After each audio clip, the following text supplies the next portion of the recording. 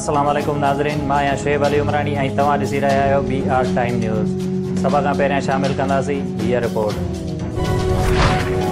America जे अफ़गानिस्तान मां निकिरण खां अॻु आलमी बिरादरीअ खे अफ़गान मसइले जो सियासी हल कढणो पवंदो। अफ़गान तालिबान में असांजो को बि ॾाढो पसंदीदा या अणवणंदड़ नाहे। अमरीकी टीवीअ खे इंटरव्यू ॾींदे वज़ीर अज़म इमरान ख़ान चयो त सरहद खां दहशतगर्दीअ खे रोकण लाइ पाकिस्तान अमरीका CIA खे हवाई अॾा न ॾींदो। अमरीका अफ़गान जंग जो सभ खां घणो नुक़सानु पाकिस्तान खे थियो। एटमी हथियारनि जे ख़िलाफ़ु आहियां, असांजा एटमी हथियार रुगो दिफ़ा आहिनि। दिफ़ा वारे वज़ीर परवेज़ खटक मुल्की तरक़ीअ जो राज़ ॻोल्हे वरितो। महांगाईअ खे मुल्की तरक़ीअ लाइ अणटर करार ॾेई छॾियो। क़ौमी असेंबलीअ में बजट ते ॻाल्हाईंदे परवेज़ खटक चयो त महांगाई हूंदी त मुल्क हलंदो, महांगाई न वधंदी त मुल्क रुकिजी वेंदो। अपोज़िशन इल्ज़ाम लॻाए रही आहे त मुल्क में गुरबत आहे, पर असांजी हुकूमत में माण्हुनि वटि गाॾियूं आहिनि, रहण लाइ पका घर आहिनि। परवेज़ खटक जे बयान ते ऐवान में मेंबर्स जा टहकड़ा। वज़ीर अज़म इमरान ख़ान मुल्क में पाणीअ जे बहिरान जो नोटिस वरितो। सिंध जे वॾे वज़ीर जी शिकायत ते 23 जून ते CCIA जो इजलास तलब करे वरितो। इजलास में चइनी सूबनि जा वॾा वज़ीर, आपाशी वारा सूबाई वज़ीर ऐं अटार्नी शिरकत कंदा। इजलास में पाणीअ जी विरछ बाबति अहम फ़ैसिला कया वेंदा। नाणे वारे वफ़ाक़ी वज़ीर नई माली साल जी बजट खे मुल्की तारीख़ जो बहितरीन बजट करार ॾेई छॾियो। क़ौमी असेंबलीअ में बजट ते ॻाल्हाईंदे शौकत तरीन चयो त माज़ीअ जी हुकूमत ते तनक़ीद नथो कयां। अवाम बहितर ॼाणे थो असां वटि डॉलर छापण जी मशीन नाहे, जंहिं सबबु IMF वटि वञिणो पियो। माज़ीअ में नोट छापे मसनूई तौर ते GDP खे मुस्तहकम रखियो वियो। 10 सालनि दौरान ज़राअत ते कुझु बि ख़र्च नाहे थियो। दालियूं 70% एक्सपोर्ट कयूं था। 3 सूबनि जे एतिराज़नि बावजूदि TP लिंक कैनाल खोलियो वियो। NFC अवार्ड न ॾेई ज़ुल्म कयो पियो वञे, ज़ुल्म केसी ताईं बर्दाश्त कबो। Peoples party chairman Bilawal Bhutto ज़रदारीअ चयो आहे त वफ़ाक़ खां सूबनि जा हक़ खसे वठंदासीं। नए पाकिस्तान में अवाम खां अटे लटे ऐं अजे जो हक़ बि खसियो पियो वञे। पीपल्स पार्टी सेनेटर शीरी रहमान पारां औरतुनि जे लिबास बाबति वज़ीर अज़म जे बयान जी मज़म्मत। शीरी रहमान चयो आहे त औरतुनि जे कपड़नि खे जिन्सी ज़्यादतीअ जो ज़िम्मेवार सम्झणु मुनासिब नाहे। वज़ीर अज़म जे बयान सां औरतुनि ते ज़्यादती कंदड़नि खे हथी मिलंदी। नून लीग जी मरियम औरंगज़ेब पारां बि वज़ीर अज़म जे बयान जी मज़म्मत। पीपल्स पार्टी चेयरमैन बहरिया टाउन वाक़िए खे सिंध जे अमन ख़िलाफ़ साज़िश करार ॾेई छॾियो। बिलावल भुट्टो ज़रदारीअ चयो आहे त पुरअमन एहतजाज जो सभिनी खे हक़ आहे। अवाम सम्झे थो त आऊं ग़लति आहियां त मुंहिंजे ख़िलाफ़ बि एहतजाज करे, पर कंहिंखे बि मुतहद बानीअ जी सियासत करण न ॾींदासीं। जमहूरियत लाइ जान जो नज़रानो ॾींदड़ मुल्क जी पहिरीं औरत वज़ीर अज़म शहीद बेनज़ीर भुट्टो जी 88वीं सालगिरह मल्हाई वई।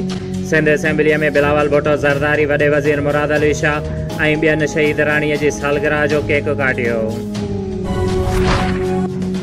अठहठ मोरी शहर में 1983 खां तामीर थियल लेडीज़ मुसाफ़िर खानो ज़बून हालीअ जो शिकार। छित मां बरसाति जो पाणी टिमण लॻो, दीवारूं खाइजी वयूं। कंहिं बि वक़्तु वॾे जानी नुक़सान जो अंदेशो। हितां जे शहरी इताद एक्शन कमेटीअ पारां फौरी तौर लेडीज़ मुसाफ़िर खानो नए सिर तामीर करण जो मुतालबो ऐं चयो त जीअं हितां सभई औरतूं जेके इलाज मुआजिल ऐं सफ़र जे गाॾीअ जे इंतज़ार सबबु ॼाणायल मुसाफ़िर खाने में वक़्तु गुज़ारनि थियूं, लेकिन डिस्ट्रिक्ट काउंसिल शहीद बेनज़ीराबाद पारां मरम्मत न थियण सबबु कंहिं बि वक़्तु धमाके सां पट थियण जो अंदेशो आहे ऐं वॾे जानी नुक़सान जो इम्कान आहे। शहरी इताद जे सदर बरकत अली, बिरोही एक्शन कमेटीअ जे चेयरमैन मौलाना रज़ा मोहम्मद मेंगल, वॾेरो हुज़ूर बख्श बिरोही, सेठ अरबाब अली, सेठ होतुमल मास्तर लियाकत, गुलबेग चांडियो मास्तर, अली हैदर, नूर अहमद शाह, रब नवाज़ चांडियो, मुबारक चांडियो, अब्दुल हक बिरोही, शमन ब्राह्मणी, अब्दुल रहमान गोरचाणी, रियाज़ गुल, गुलाम रसूल लाशारी ऐं ॿियनि डिप्टी कमिश्नर ज़िला शहीद बेनज़ीराबाद हद जे MP ऐं ॿियनि वसवारनि खां मुतालबो कयो आहे त मुसाफ़िर खानो नए सिर तामीर कयो वञे त जीअं को वॾो हादिसो पेश न अचे। एडिशनल डिप्टी कमिश्नर शहीद बेनज़ीराबाद जुनेद हमीद समो जी सदारत हेठि न्यूट्रिशन प्रोग्राम बाबति डिस्ट्रिक्ट कोऑर्डिनेशन कमेटीअ जो हिकु इजलास अॼु दरबार हाल में थी गुज़रियो। इजलास में डिस्ट्रिक्ट हेल्थ ऑफिसर डॉक्टर दौलत जमाली, डिप्टी डायरेक्टर इंफॉर्मेशन गुलाम अब्बास गोराव, डिस्ट्रिक्ट पॉपुलेशन ऑफिसर रियाज़ अहमद शर, डॉक्टर आमिना बिरोही समेत समूरा तहलकनि जे असिस्टेंट कमिश्नरनि ज़राअत सोशल वेलफेयर खां अलावा ॿियनि लाॻापियल खातनि जे अमलदारनि शिरकत कई। ऑल सिंध रिटायर्ड मुलाज़िम एम्प्लॉइज़ यूनियन जा मुलाज़िम मुतालिबनि जी मञता लाइ नवाबशाह प्रेस क्लब ॿाहिरां हथनि में प्ले कार्ड खणी एहतजाज करे सख़्त नारेबाज़ी कई। उन मौक़े ते अॻवाननि सदर मोहम्मद उमर ख़ासकेली बशीर अहमद भट्ट मोहम्मद सईद मुगल अली गुआर लाशारी मीर मोहम्मद कीरियो फतह मोहम्मद अब्दुल गनी गोरचाणी ऐं ॿिया मीडिया ॿुधाईंदे चयो त पेंशन जे ग़लति तशरीह ऐं पेंशनर सां नाइंसाफ़ी पाकिस्तान ठहण खां वठी अॼु ताईं ऐं पेंशन में इज़ाफ़ो क़ानून जे तहत बिरादरी बुनियाद ते कयो पियो वञे ऐं उन खे यकीनी तौर ते ठाहियो वेंदो रहियो आहे। हुननि चयो त जेतिरा % पघार में इज़ाफ़ो थींदो आहे उन तनासिब सां पेंशन में इज़ाफ़ो थींदो आहे। उन सिलसिले में सिंध जी हुकूमत पार्टीअ जे तरफ़ां कई भेरा बजट खां पहिरियां यकीनी ॾियारियो वियो आहे त पघार ऐं पेंशन में बराबरी बुनियाद ते इज़ाफ़ो कयो वेंदो, मगर 2021 ऐं 22 जी पघार में 20% जॾहिं त पेंशन में 10% इज़ाफ़ो कयो वियो आहे, जेका सरासर पेंशनर्स रिटायर्ड मुलाज़िमनि सां वॾी ज़्यादती आहे, जंहिं ते उन्हनि इंसाफ़ जी घुर कई। नवाबशाह प्रेस क्लब पारां सिंध जे बेबाक सैलानी सिफ़त धरतीअ जे आशिक साहबी सैयद अली मोहम्मद शाह लखियारीअ जे विछोड़े खे साल मुकमल थियण ते संदसि पहिरीं वरसी मल्हाई वई।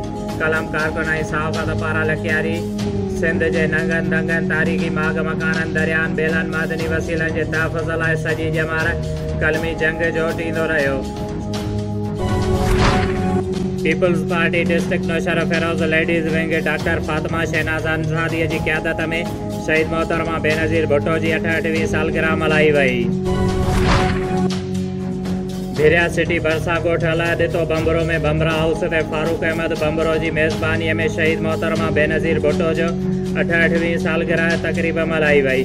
तक़रीब में PPMPA मुमताज़ अली चांडियो फारूक बंबरो फेरोज़ जमाली फातिमा शहनाज़ अंसारी सुहेल अब्बासी गज़नफर राजपर ऐं ॿियनि जी अॻुवाणीअ में 68 पाउंड जो केक पिणु काटियो वियो। उन मौक़े ते ख़िताब कंदे अॻुवाणनि चयो त शहीद मोहतरमा बेनज़ीर भुट्टो जी 68वीं सालगिरह आहे। असां संदसि खे ख़िराज तहसीन पेश कयूं था। हुननि चयो त अफ़सोस अॼु शहीद मोहतरमा बेनज़ीर भुट्टो असां में मौजूदु न आहे, पर संदसि छॾियल मिशन बिलावल भुट्टो ज़रदारीअ जी अॻुवाणीअ में इंशाअल्लाह जारी रहंदो। हुननि चयो त नियाज़ी हुकूमत जा ॾींहं घणिजी चुका आहिनि, महांगाई बेरोज़गारी बुख वधी वई आहे, अवाम बुखूं काटण ते मजबूर आहे। तक़रीब में वॾे तइदाद में कारकुननि ऐं जालनि शिरकत पिणु कई। शोएब अली उमराणी खे ॾींदा इजाज़त। वधीक ख़बरुनि ऐं अपडेट्स लाइ ॾिसंदा रहो BR टाइम न्यूज़।